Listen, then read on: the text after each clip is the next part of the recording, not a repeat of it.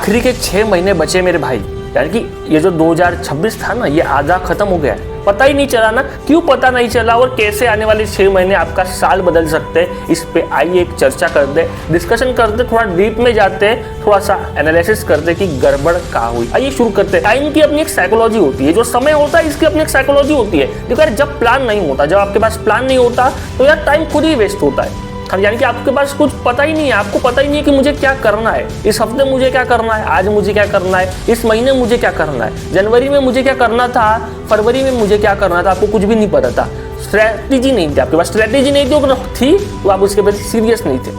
इसी के कारण समय अक्सर बर्बाद हो जाता है। देखो यार, रील, शॉर्ट, रैंडम स्क्रॉलिंग, बिना वजह मोबाइल चलाना, इन सब में आपका जो दिमाग होता है वो इतना बिजी हो जाता है कि आपका जो मेन गोल है उसके लिए समय ही नहीं बचता। हमारे दिमाग की अपनी एक मर्यादा है, अपनी एक लिमिटेशंस है, पर अगर आप अपने दिमाग को इन चीजों में बर्बाद करते तो उसके बाद समय नहीं बचता है। और फिर जब आप अपना काम करने बैठते हैं तो आपका माइंड फोकस नहीं कर पाता है, क्योंकि वो टायर्ड हो जाता है, वो थक जाता है। क्यों लगता है कि टाइम जल्दी निकल गया?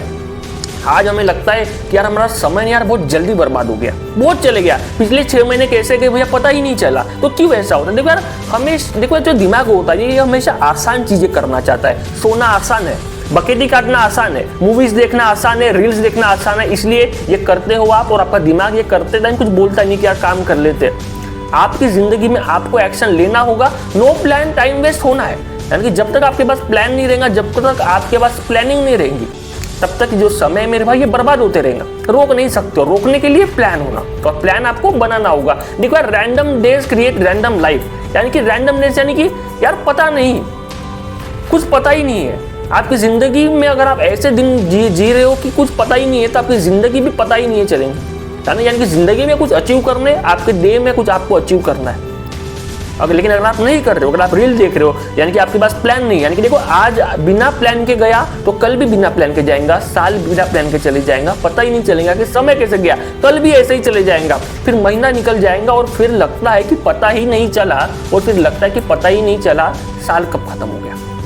ये सबके साथ होता है, प्लान नहीं होता है और फिर हमें लगता है कि यार पता ही नहीं चला आज मेरा दिन कैसे गया, क्योंकि आप सुबह होते ही उस काम पे भिड़े नहीं। सुबह उठो, नहाओ और उस काम के पीछे भिड़ जाओ जो आपने प्लान करा था। पर जब प्लान नहीं होता तो आप सुबह उठते तो हो, पर क्या करते हो आपको ही नहीं पता रहता, क्योंकि आपके पास कोई प्लान नहीं रहता है मेरे भाई। और यही सबसे बड़ी प्रॉब्लम होती है। देखो अगर ग्रोथ नहीं होती तो क्या है, ग्रोथ नहीं हो रही आपके लाइफ में तो क्या हो रहा है? पिछले 6 महीने आपने क्या किया? आपने एक रूटीन को फॉलो किया, सेम डिस्ट्रैक्शंस, रोज वही डिस्ट्रैक्शन, रोज रील्स देख रहे हो, ऐसा कंटेंट कंज्यूम कर रहे हो जिसका आपके लाइफ से कोई लेन देन नहीं है। मैं ये नहीं बोल रहा रील्स देखना अच्छी बात है, बुरी बात है।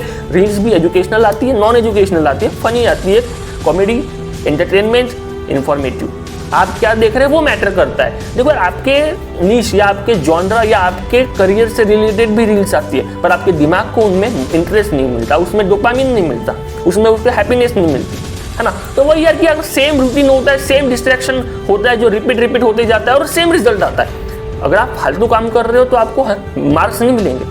अगर आपने पूरे 10वीं में आपका जो 10th बोर्ड एग्जाम अगर आपको देना हो, अगर आप पूरे साल टाइम पास कर रहे हो तो आप रिजल्ट की उम्मीद नहीं कर सकते हो। रिजल्ट आपको आएंगे भी नहीं, रिजल्ट मिलेगा भी नहीं, क्योंकि आपने समय को बस बर्बाद करा है। आगे बढ़ते देखो यार, इसलिए टाइम बहुत फास्ट लगता है कि यार सेम रूटीन है, सेम डिस्ट्रैक्शन, रोज उठ रहे हो, कुछ क्या करना है क्या नहीं करना है पता नहीं, इसलिए समय कब गया आपको पता नहीं चला। आगे बढ़ते हैं यार, रिफ्लेक्शन ऑफ टाइम, यानी कि पीछे पलट के देखो कि यार पिछले 30 दिन में सबसे बड़ी अचीवमेंट क्या थी।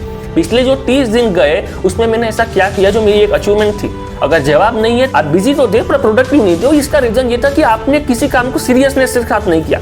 प्रोडक्टिवनेस का मतलब ये होता है कि यार मैं कोई काम कर रहा हूँ तो मैं बहुत सीरियस हूँ और मुझे उस काम के सिवा कुछ और दिख नहीं रहा, यानी कि मैं उस काम के प्रति प्रोडक्टिव हूँ, इसका मतलब होता है। आगे बढ़ते देखो यार, पहले 6 मंथ क्यों वेस्ट हुए, यानी कि इस साल के जो पहले के 6 मंथ थे वो वेस्ट क्यों हुए? सच्चाई ढूंढो, बहाने नहीं कि यार नहीं यार ये हो गया ये हो गया, ये बहाने क्यों वेस्ट हुए। अगर आपको वो पता नहीं है तो आप आने वाले 6 महीने बना नहीं पाओगे।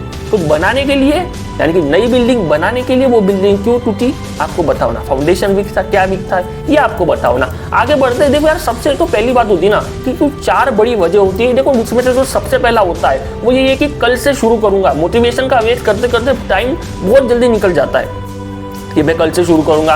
प्लानिंग जो होती है मेरे भाई वो जीरो होती है ना।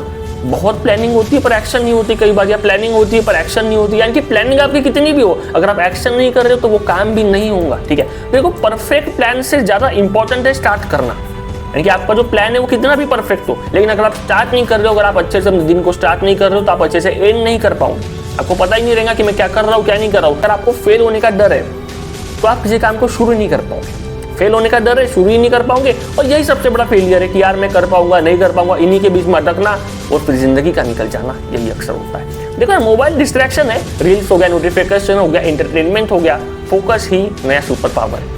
यानी कि आपका जो फोकस है मेरे पास, यही आपका सबसे बड़ा वेपन भी है। इसे अपना वेपन बना लो। दूसरों को दोष देना बंद करो कि यार मेरे पास लक नहीं है, मेरी फैमिली उतनी अच्छी नहीं, सिचुएशन मेरे साथ नहीं है, कंडीशन अच्छी नहीं है। पूछो क्या मैंने अपना 100% दिया? क्या पिछले 6 महीने में आपने आपका 100% दिया? कि आपने आपकी पूरी जान लगा दी, 12-12, 13-13 घंटे के आपने उस काम को दिया और फिर भी आपको रिजल्ट नहीं मिला? ये एक अलग बात है।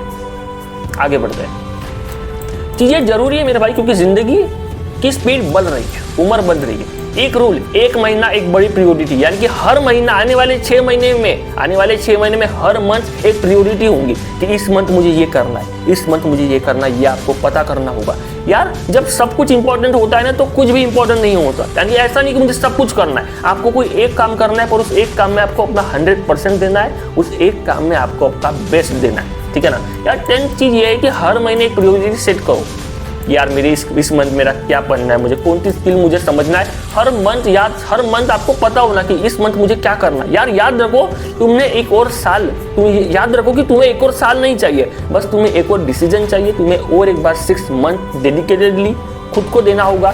बाकी सबको बहुत दे दिए, रील्स को बहुत देख लिए, दूसरों को वायरल बहुत कर लिए, अभी खुद के लिए करो एंड स्टार्ट फ्रॉम टुडे, है ना। जल्दी 1 तारीख आएंगी, 180 दिन का टाइम स्टार्ट होगा एंड उम्मीद करते कि अगर आप ऐसा करोगे तो यकीनन 31 दिसंबर 2026 आपके लिए तो अच्छा होगा या नहीं होगा, ये आप ही डिसाइड करोगे। मिलते हैं किसी और वीडियो में।